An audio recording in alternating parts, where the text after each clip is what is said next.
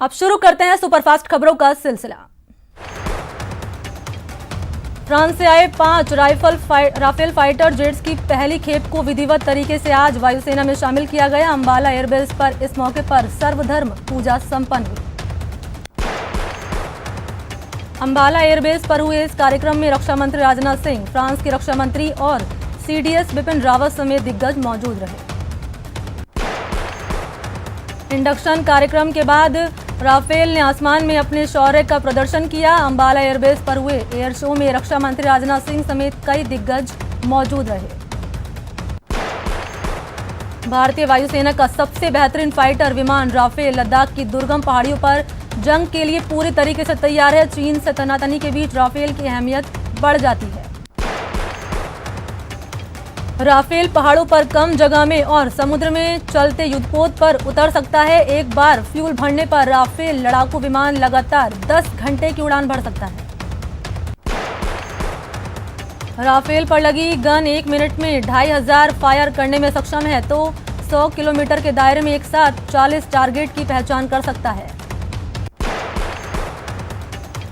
Rafale लड़ाकू विमान भारतीय वायुसेना की नई ताकत है। इस राफेल में 3 तरह की मिसाइल लगाई जा सकती हैं। राफेल एक बार फ्यूल भरने पर लगातार 10 घंटे की उड़ान भर सकता है।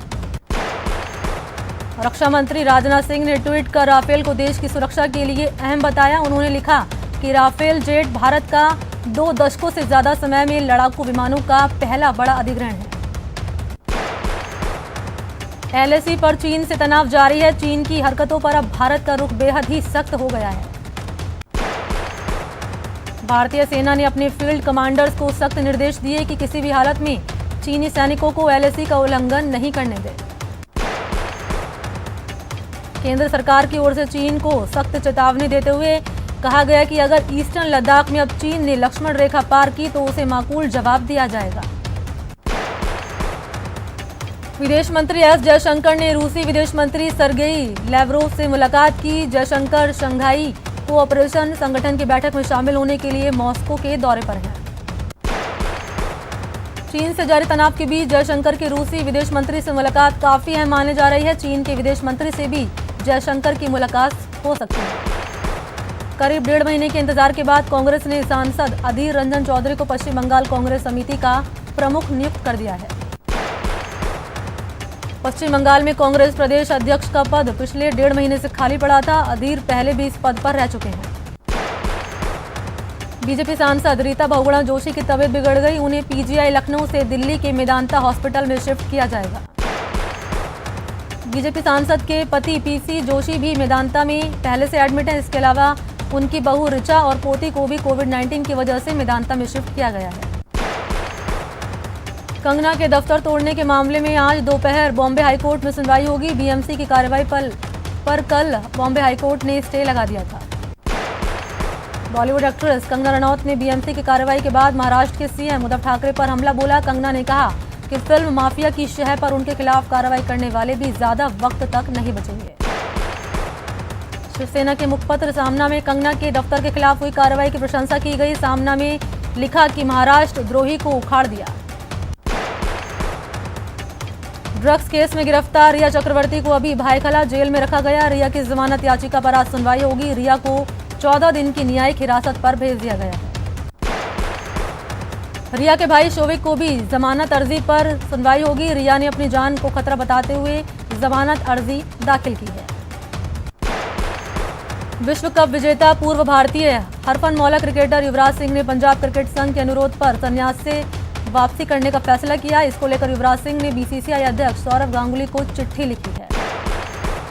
कांग्रेस प्रदेश प्रभारी अजय माकन के फीडबैक का आज दूसरा दिन है। जयपुर शहर के नेताओं से माकन ने फीडबैक लिया। पीसीसी चीफ गोविंद सिंह डोटासरा और प्रभारी सचिव भी साथ हैं। इस दौरान माकन जयपुर संभाग के नेताओं से सत्ता संगठन में तालमेल को लेकर पीसीसी में मंथन किया। कल अजमेर संभाग के नेताओं के साथ मंथन हुआ था। पीसीसी में जिलेवार फीडबैक बैठक का दौर चल रहा है। थोड़ी देर में अलवर के कार्यकर्ताओं से बातचीत होगी। 1 बजे झुंझुनू के नेताओं से माकन चर्चा करेंगे। लंच के बाद दोपहर 3 बजे सीकर और 4 बजे दौसा जिले के कांग्रेस नेताओं से संवाद होगा। गहलोत सरकार की कई नीतियों के खिलाफ बीजेपी का आज हल्ला बोल रैली कर रही है। बीजेपी किसानों के मुद्दे और बिजली के बड़े बिल को मुद्दा बना रही है। बीजेपी प्रदेश मुख्य प्रवक्ता रामलाल शर्मा ने बताया कि कांग्रेस सरकार की जन विरोधी नीतियों के खिलाफ बीजेपी मैदान में उतरी है। बीजेपी सभी जिला मुख्यालयों पर कलेक्टरों को ज्ञापन देगी। किसान कर्ज माफी, 4 महीने की बिजली बिल माफी, बढ़ी हुई बिजली दरें वापस करने समेत कई मांगों को लेकर ज्ञापन देगी। यहां रुकते हैं ब्रेक के लिए, जल्द हाजिर होते हैं।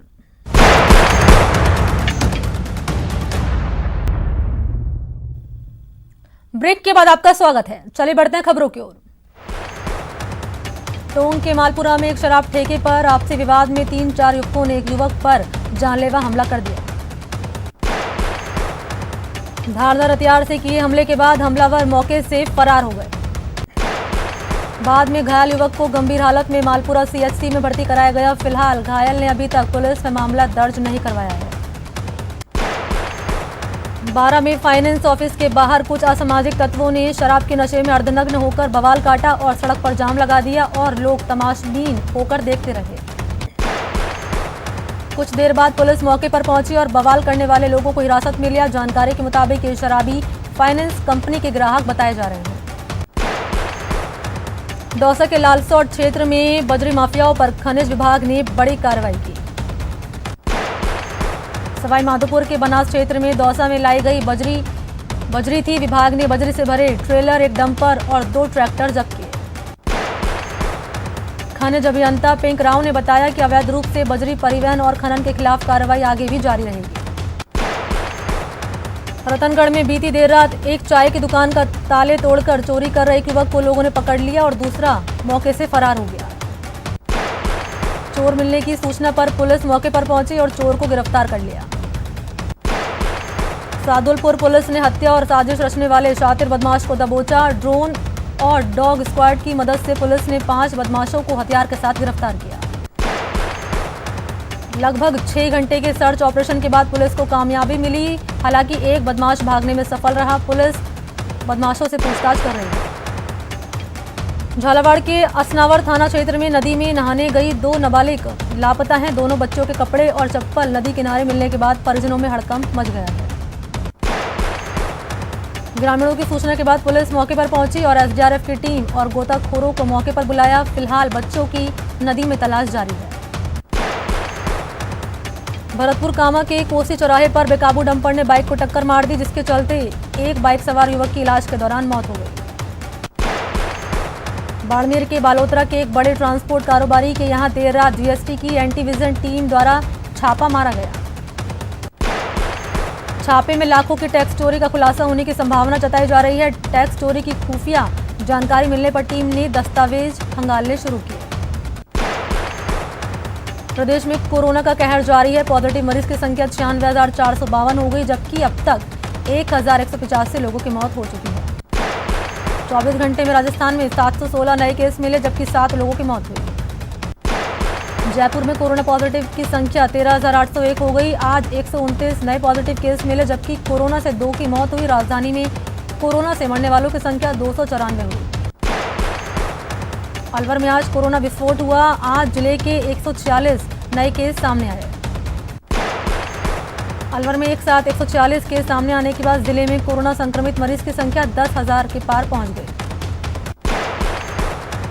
स्टेट कोरोना रिपोर्ट में जोधपुर के 220 मरीज बताए गए हैं, लेकिन स्थानीय रिपोर्ट में 450 मरीज मिले, जिसके बाद आंकड़ों में घोटाले की बात कही जा रही है। विधानसभा में भी कोरोना ने दस्तक दे दी है। विधानसभा में उपसचिव की पत्नी कोरोना पॉजिटिव पाई गई, जिसके बाद सदन शाखा के कर्मचारियों के आने पर रोक लगा दी गई है। कोटा में कोरोना पॉजिटिव मरीज का आंकड़ा बढ़ रहा है। देर रात को 179 मरीजों की जांच रिपोर्ट कोरोना पॉजिटिव आई है। कोटा में कोरोना पॉजिटिव आने के बाद अस्पताल में भर्ती मेडिकल कॉलेज के प्राचार्य ने वार्ड का निरीक्षण कर कोरोना पॉजिटिव मरीज का हालचाल पूछा। कोटा मेडिकल कॉलेज में कोरोना के गंभीर रोगियों के लिए लगातार ऑक्सीजन गैस सिलेंडर की खपत बढ़ती जा रही है। इसको लेकर जिला प्रशासन ऑक्सीजन गैस सिलेंडर की कमी को दूर करने में जुटा हुआ है। कोटा न्यू मेडिकल कॉलेज में औसत 900 गैस सिलेंडर की खपत हो रही है। जिला कलेक्टर उज्जवल राठौड़ के प्रयास भी सफल हुए हैं। देश में पिछले 24 घंटे में रिकॉर्ड 95,735 नए मामले सामने आए। देश में 2 सितंबर से लगातार हर दिन 1,000 से ज्यादा लोगों की मौत हो रही है। आईसीएमआर के मुताबिक 9 सितंबर तक कोरोना वायरस के कुल 5 करोड़ 29 लाख सैंपल टेस्ट किए जा चुके हैं, जिनमें से 11 लाख सैंपल की टेस्टिंग कल की गई है। पॉजिटिविटी रेट 7% से कम है। कोरोना वायरस के 54% मामले 18 साल से 44 साल की उम्र के लोगों के हैं। राहत की बात यह है कि मृत्यु दर और एक्टिव केस रेट में लगातार गिरावट हो रही है। मृत्यु दर गिरकर 1.68% हो गई है। महाराष्ट्र में कोरोना मरीज की संख्या 3,67,349 हो गई, जबकि 6,86,462 लोगों को डिस्चार्ज किया गया और 27,787 मरीज की मौत हुई। आंध्र प्रदेश में कोरोना मरीज की संख्या 5,27,512 हो गई, जबकि 4,25,000 लोगों को डिस्चार्ज किया और 4,634 की मौत हो गई। तमिलनाडु में कोरोना मरीज की संख्या 4,80,524 हो गई, जबकि 4,23,231 लोगों को डिस्चार्ज किया और 8,093 की मौत हो गई।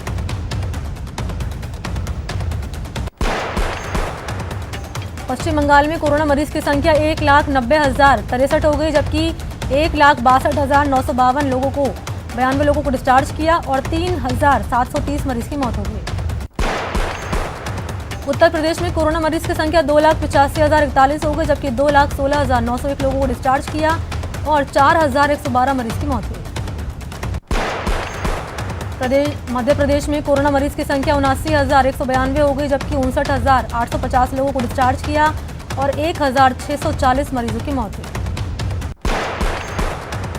बिहार में कोरोना मरीज की संख्या 1,50,192 हो गई है, जबकि 1,35,791 लोगों को डिस्चार्ज किया और 775 मरीज की मौत हुई। गुजरात में कोरोना मरीज की संख्या 1,08,295 हो गई, जबकि 88,915 लोगों को डिस्चार्ज किया और 3,150 मरीज की मौत हुई। ऑक्सफोर्ड वैक्सीन का ट्रायल रोके जाने के बाद WHO ने चेतावनी जारी करते हुए कहा कि वैक्सीन बनाने की प्रक्रिया में जल्दबाजी के चलते नियमों की अवहेलना नहीं होनी चाहिए। एक वेंटिलेटर के बीमार होने के बाद इस वैक्सीन के ट्रायल को रोका गया। दुनिया भर में कोरोना से संक्रमित होने वालों की संख्या 2,70,00,000 से ज्यादा हो गई है। अब तक दुनिया भर में कोरोना से 9 लाख से ज्यादा लोगों की मौत हो चुकी है। कोरोना से अमेरिका में सबसे ज्यादा मौत हुई है। अमेरिका में मरने वालों का आंकड़ा 1,90,00,000 तक हो गया है। ब्राजील में पिछले 24 घंटे में 504 लोगों की मौत हुई। 14,279 नए मामले सामने आए। देश में संक्रमित की संख्या 41,62,073 हो गई है। ब्रिटेन में अब तक 3,52,000 से ज्यादा नए मामले सामने आए और 41,000 से ज्यादा लोगों की जान जा चुकी है। अलवर में डिप्थीरिया का प्रकोप लगातार बढ़ता जा रहा है। जिले में पिछले 6 दिनों में गलघोटू के लक्षण पाए जाने पर उनकी रिपोर्ट पॉजिटिव आई है। इनमें से एक बच्चे की हालत गंभीर होने पर उसे जयपुर रेफर किया गया था, जिसकी इलाज के दौरान मौत हो गई है। जैसलमेर में RMSS की सोनू माइंस ठेकेदार और ट्रक यूनियन के बीच लंबे समय की जारी गतिरोध कलेक्टर की पहल पर खत्म हो गया। इसी के साथ इस बुलेटिन में इतना ही। नमस्कार।